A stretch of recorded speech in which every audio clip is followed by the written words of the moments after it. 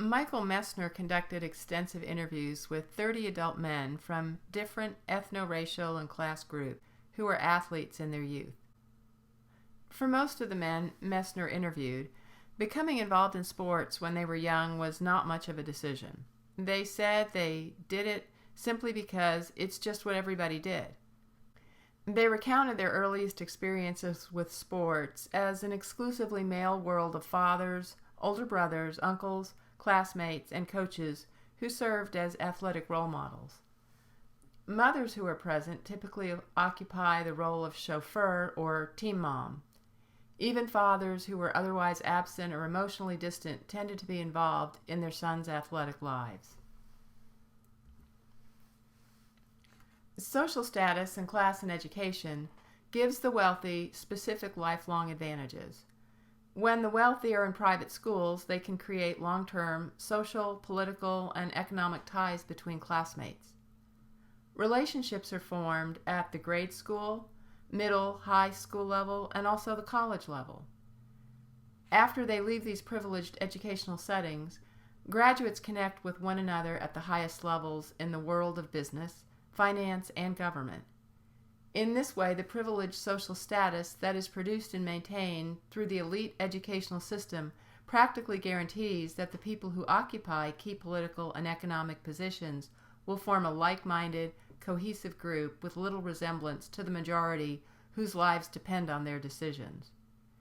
And the ties and connections that individuals have to the upper echelon cohorts continues to improve their individual life chances and reinforces their personal privilege along the life course. Race is also an integral part of the school experience. In 1954, the U.S. Supreme Court ruled in Brown v. Board of Education of Topeka that racially segregated schools were unconstitutional because they were inherently unequal. School districts around the country were placed under court order to desegregate, often through forced busing.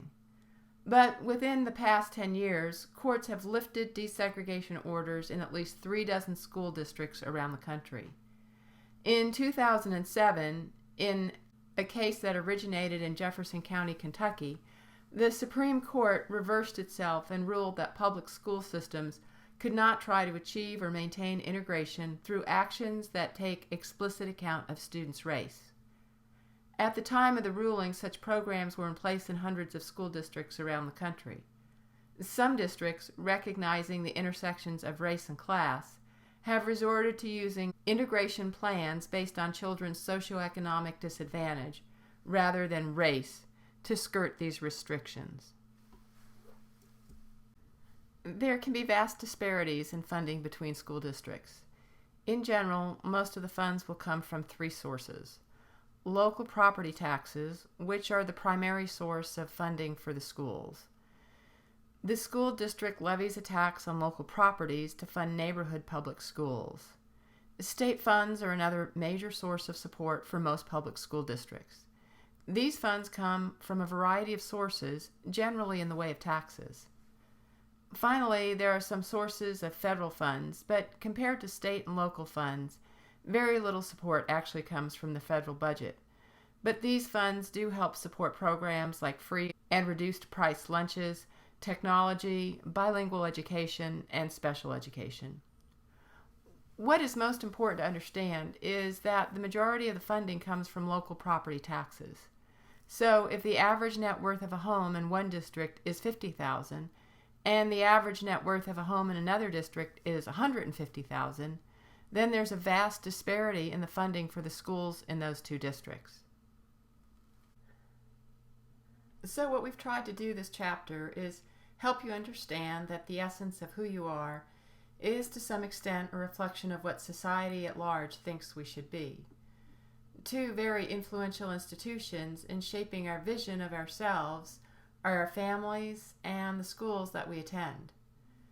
While we have some control over creating our own reality of ourselves, the truth, at least according to the constructionist view of the world, is that the social world gets to define who we are and where we are located in the social order.